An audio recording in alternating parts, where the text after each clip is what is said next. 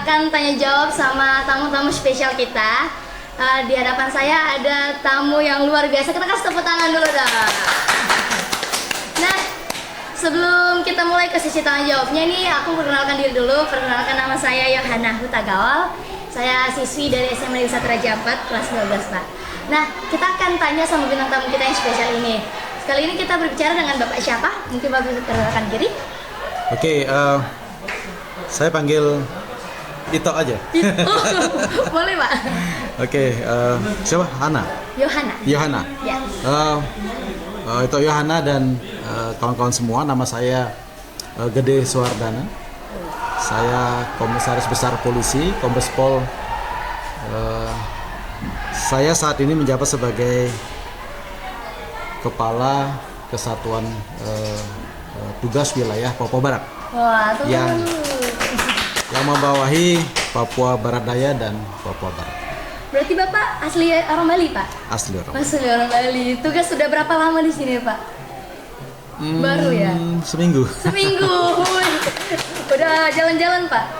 Baru kemarin masuk ke Raja Ampat. Setelah seminggu di Sorong. Seminggu di Sorong. Berarti perjalanannya masih jauh banget ya di sini ya, Pak ya? Masih jauh. Nah, Pak, karena kita hari ini kedatangan tamu spesial, Bapak dan rekan-rekan sekaliannya datang ke sini untuk kegiatan sosialisasi, betul ya, Pak? Nah, sosialisasi ini bertemakan tentang radikal dan intoleran. Ya. Kenapa sampai Bapak dan rekan-rekan bisa sampai ke SMA 1 untuk menyampaikan sosialisasi ini? Apakah seberapa penting tentang radikal dan intoleran itu sehingga Bapak dan rekan-rekan sangat antusias untuk datang sosialisasi di tempat ini, Pak?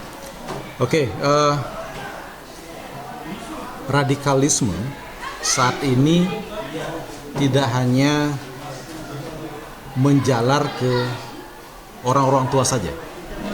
Saat ini ada fenomena bahwa radikalisme, intoleransi itu berawal dari anak-anak, berawal dari remaja-remaja yang ada di manapun. Itulah makanya kami dari tim pencegahan Densus 88 menyasar anak-anak sebagai bibit-bibit penerus bangsa ini sudah biar tidak terpapar intoleransi. Setelah intoleransi mereka menjadi radikal dan ujung-ujungnya menjadi melakukan tindakan-tindakan terorisme. Itulah makanya ini menurut saya sangat-sangat penting kita ke sekolah-sekolah, ke kampus-kampus untuk memperkenalkan bahaya tersebut dan mengantisipasi biar tidak terjadi hal tersebut di kemudian hari. Oh, jadi Bapak dan rekan-rekan ke sekolah itu membawa tema ini supaya memperkenalkan bahwa radikal dan intoleran itu sangat berbahaya di zaman sekarang ini ya, Pak. Betul. Apalagi sekarang zaman teknologi dan modern. Nah, sebelum kita bertanya lebih jauh, Pak, mungkin teman-teman yang di luar sana masih belum tahu apa sih itu radikal dan intoleran. Mungkin Bapak bisa jelaskan sedikit apa itu radikal dan intoleran. Radikal dan intoleransi itu adalah sebuah paham yang merasa dirinya paling benar. Merasa dirinya paling baik dan dirinya spesial dari orang-orang lain. Manusia pada hakikatnya adalah sama. Jadi kita dilahirkan sama, kita mempunyai tugas yang sama, tetapi ada orang-orang yang mempunyai faham-faham intoleran yang tidak mau berteman, yang tidak mau menyapa sama teman-temannya. Makanya itu bibit-bibit dari intoleran. Setelah itu dibiarkan, nanti akan menjadi sifat radikal. Kita mempunyai pemahaman yang radikal terhadap sesuatu, apapun itu, dan ujung-ujungnya kalau itu tetap dibiarkan menjadi paham-paham terorisme. Baik, berarti intoleran ini jadi sebuah doktrin ya, seperti itu ya, Pak? Dari radikal yang tadi yang tidak mau menghargai pendapat yang lain, akhirnya itu ke doktrin ke anak-anak, sehingga bisa menjadikan buah yang itu terorisme. Ya. Seperti itu ya, Pak? Ya, betul. Nah, jadi teman-teman bisa dipahami bahwa memang radikal intoleran itu berbahaya karena bisa menyebabkan tindakan-tindakan kekerasan seperti yang sudah dijelaskan oleh Bapak Gede tadi. Nah, kira-kira Pak, ciri-ciri siswa yang sudah terkena doktrin radikal itu seperti apa, Pak? Mungkin Bapak pernah punya pengalaman terhadap siswa-siswi seperti itu, Pak? Ya, ciri-ciri khusus memang tidak bisa kita secara gamblang bahwa adik adalah radikalisme. Jadi tidak bisa dilihat seperti itu. Tetapi dia bisa merasakan dirinya sendiri. Dia merasakan dirinya paling baik. Kalau dia sudah pahamnya dari dia akan menganggap kamu itu salah. Kamu itu tidak sesuai dengan ajaran. Kamu itu sudah di luar ajaran yang sudah ditetapkan oleh Tuhan. Nah, itu ciri-cirinya. Kalau ada orang kayak begitu, nah itu sudah berbahaya. Kalau merasa bahwa kamu itu jelek, kamu itu tidak baik dan saya paling baik, nah itu sudah bibit-bibit. Berarti tindakan-tindakan seperti itu sudah bisa terlihat ya Pak dari sejak ini pun juga sudah bisa terlihat ya Pak. Betul. Nah, peran orang tua atau sekolah supaya kita bisa mencegah hal itu secara tidak langsung ya Pak ya. Misalnya kita dalam kondisi sehari-hari kita sudah melihat tindakan anak-anak seperti itu. Apa sebaiknya peran kita tuh anak-anak sekolah dan orang tua misalnya untuk mencegah hal tersebut Pak? Ya, sekarang kita tidak bisa menghindari bahwa waktu dengan guru itu sangat-sangat terbatas. Betul. Jadi sekolah jam 7, jam 2, jam 3 mereka sudah pulang. Jadi interaksinya kurang. Di rumah pun orang tua sibuk. Betul. Orang tua sibuk bahkan tidak melihat perkembangan anaknya. Mereka membiarkan anaknya bergaul. Kadang-kadang mereka hanya lihat bahwa oh anak saya ada di rumah. Oh anak saya tidak bergaul dengan anak-anak nakal. Tapi kenyataannya mereka itu menggunakan HP. Bergaul dengan orang-orang luar yang salah. Jadi apa yang bisa dilakukan oleh orang tua saat ini adalah lebih perhatian. Lebih perhatian. Anak-anak kadang-kadang dia butuh pertanyaan. Kamu pelajarannya apa hari ini? Kamu ngapain saja di sekolah? Itu butuh seperti itu. Tidak hanya gimana nilaimu bagus apa tidak. Nah, kamu kurang belajar itu. Kalau nilaimu jelek, kayak begitu. Jadi mulai sekarang orang tua, saya harapkan orang tua juga mengajak mereka. Betul. Jadi benar-benar menangkan hati mereka dengan cara gimana kamu sekolahnya, ada teman-temanmu yang nakal apa tidak, gimana pergaulanmu kayak begitu. Jadi kita benar-benar harus membuka, bila perlu kita share isi grupnya dia, kita bisa buka seperti, karena banyak hal-hal seperti itu yang kita tidak tahu. Ternyata anaknya sudah ikut grup yang intoleran, grup yang radikal, bahkan di kekerasan. Saat ini sedang menjadi fenomena di kita. Berarti Pak, lingkungan itu sangat berpengaruh ya Pak untuk dalam pencegahan radikal tersebut ya Pak. Misalnya kayak di sekolah anak-anak sudah melakukan hal itu, seharusnya itu mendapatkan tindakan yang lebih tegas. Dan juga orang tua harus lebih banyak perhatian, walaupun sesibuk-sibuk apapun tetap kita anak juga butuh perhatian, betul ya Pak? Betul sekali. Jadi buat orang tua di luar juga teman-teman yang lainnya, walaupun kita belum punya waktu banyak buat sama keluarga, setidaknya kita bisa melindungi diri kita dari hal tersebut. Apalagi sekarang zamannya media sosial ya Pak. Berarti pengaruh di media sosial itu sangat besar sekali dalam radikal ini ya Pak.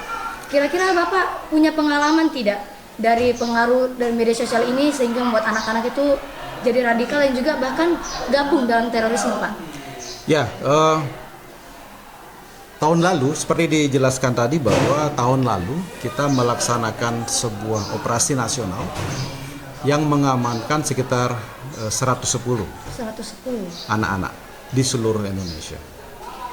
Jadi mereka itu tergabung ke dalam grup-grup.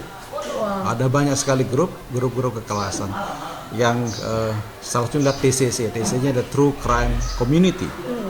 Mereka mengajak anak-anak untuk melakukan kekerasan.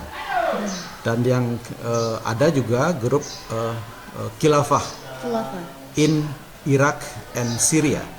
Jadi itu turunan daripada ISIS, mungkin sudah tahu ISIS gimana, tetapi ini grup anak-anak KIS yang Khilafah in Iraq and Syria. Artinya mengajak mereka untuk merasa dirinya bergabung dengan grup-grup khilafah seperti itu. Jadi ada begitu banyak grup yang kita harus, sekali lagi orang tua harus benar-benar melihat, memahami bahwa anak-anak kalau dibiarkan mereka melakukan kegiatannya sendiri, mojok sendiri di rumah sendiri, tidak punya teman, Nah, dia terbuka sekarang, dunia udah sangat-sangat terbuka, paham-paham itu juga sangat gampang. Anak-anak sekarang labil, anak-anak ingin menunjukkan dirinya bahwa dia bisa, bahwa dia mempunyai ego, dia bisa dengan gampang masuk paham-paham tersebut, apalagi paham-paham kekerasan. Ya, seperti yang tadi saya sampaikan bahwa dari pemantauan kami ada sekitar 110 anak yang kita tangani saat ini, tetapi bukan berarti hidup mereka udah selesai, bukan. Kita ajak mereka kembali, ajak mereka konsultasi dengan psikologi, pemuka agama, biar mereka kembali. Mereka bukan penjahat, mereka bukan penjahat. Mereka adalah anak-anak kita yang kebetulan menjadi korban. Nah, bagaimana kita mengajak mereka kembali meniti cita-cita mereka menjadi orang yang berguna bagi bangsa dan negara. Berarti anak-anak seperti itu Pak masih bisa sembuh sebenarnya Pak? Sangat bisa.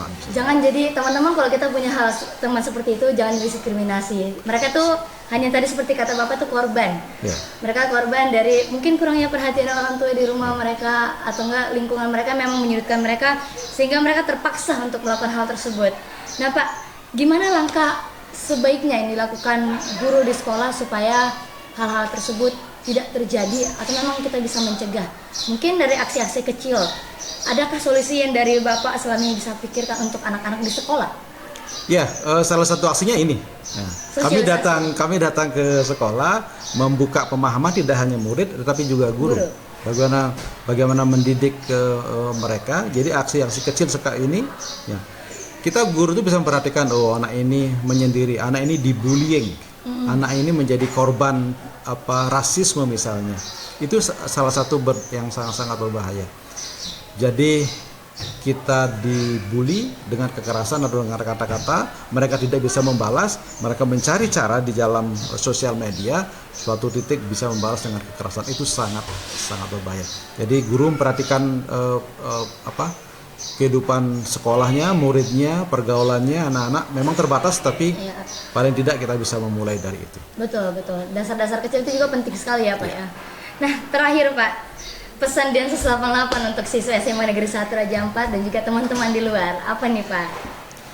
Ya, saya melihat sekolah Negeri 1 Kabupaten Raja Ampat ini luar biasa.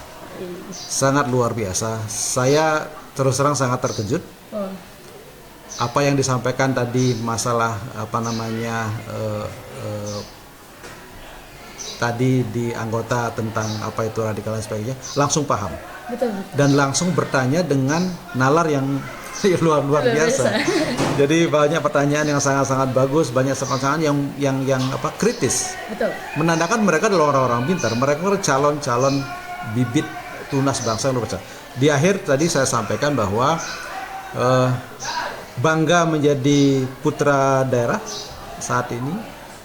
Selamat belajar dan selamat meniti karir kedepannya. Mudah-mudahan semua lulusan SMA Negeri 1 Raja Ampat menjadi orang-orang sukses. Amin. Menjadi kebanggaan demi bangsa dan negara serta orang tua anak agama. Wih, keren sekali nih pesan-pesannya teman-teman. Semoga apa yang Bapak harapkan untuk anak SMA 1 bisa terjadi ya Pak. Terima kasih banyak Pak buat waktunya. Terima kasih. Untuk pesan-pesannya di SMA 1 Raja Ampat. Semoga tugas Bapak di Raja Ampat bisa memiliki manfaat yang baik buat kita semuanya. Terima kasih buat teman-teman yang sudah menonton. Sukses, podcastnya sukses. Amin. Terima kasih sudah menonton. Sampai jumpa di podcast selanjutnya. Bye-bye.